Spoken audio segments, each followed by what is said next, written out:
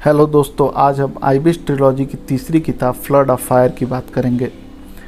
तो ये किताब लिखा है अमिताभ घोष ने और इसकी दो किताबों की चर्चा हम पहले कर चुके हैं। तो तीसरी जो किताब है फ्लड ऑफ फायर, जैसा कि नाम से ही स्पष्ट है, यानी कि आग की बाढ़, जो है आग की बाढ़ आ गई। और उसका कारण ये है कि जो सेकेंड बुक ख़त्म होती है उस समय हम जानते हैं कि उस समय पूरी तरह से ब्रिटेन और चीन के बीच युद्ध की स्थिति निर्मित हो गई होती है। और उस युद्ध का कारण ये होता है कि अफ़ीम बैन कर दिया होता है चीन ने, और जितना भी अफ़ीम आया होता है उस सबको पकड़ के वो जला दिया होता है। इसके प्रतिरोध स्वरूप ब्रिटेन अपनी जहाज़ भेज करके वहाँ पे चीन पे हमला करने के लिए जहाज़ भेज देता है। और उस जहाज़ में क्या होता है कि पूरे भारतीय सैनिक होते हैं 80% तक। वो सैनिक कुछ मद्रास से होते हैं और उसमें से ज़्यादातर सैनिक जो है वो पूर्वी उत्तर प्रदेश के राजपूत समुदाय से होते हैं।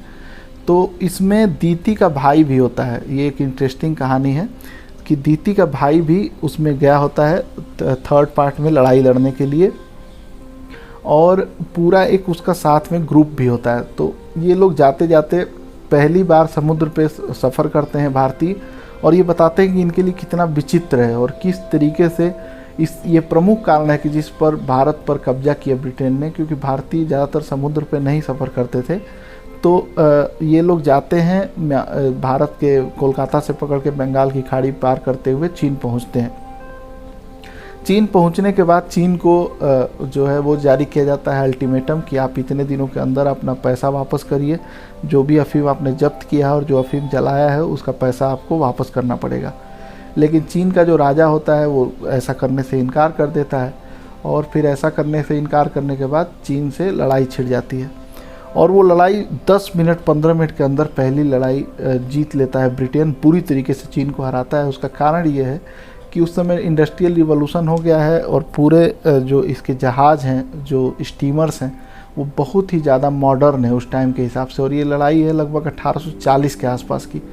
तो उस समय बहुत ही ज़्यादा मॉडर्न इनके पास हथियार होते हैं ब्रिटेन के पास, और वो बहुत आसानी से लड़ाई जीत जाते हैं। और फिर उसके बाद से वो अंदर तक घुस जाते हैं। वहाँ पे पूरा एक आपको दृश्य दिखाई देगा जो चीन के वहाँ की इकोलॉजी है और वहाँ की पूरी कल्चर है वो किस तरह की है, उसका पूरा दृश्य आपको दिखाई देगा।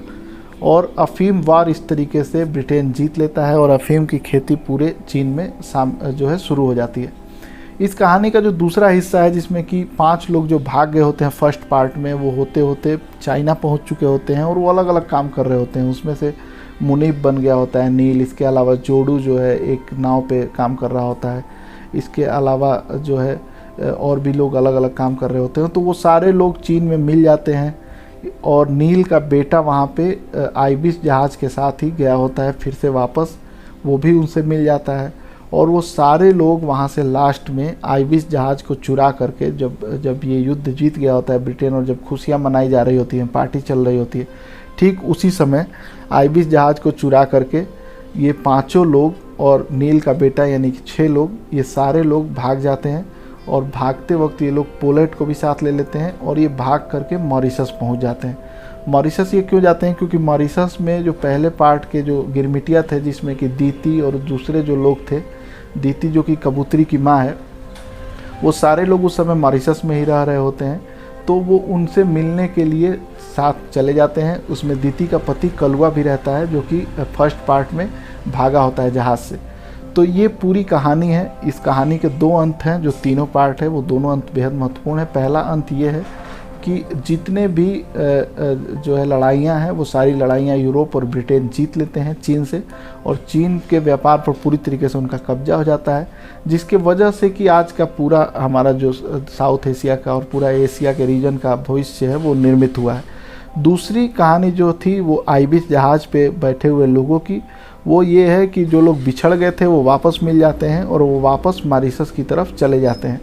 तो ये पूरी कहानी है थर्ड पार्ट की। इसके जो 2 पहले के पार्ट हैं वो हमने पहले डाल रखे हैं। तो ये उस समय के इतिहास को समझने के लिए ये बुक बहुत ही ज़्यादा अच्छी बुक है। इसके अलावा उस समय की इकोलॉजी को समझने के लिए बहुत इंपॉर्टेंट बुक है।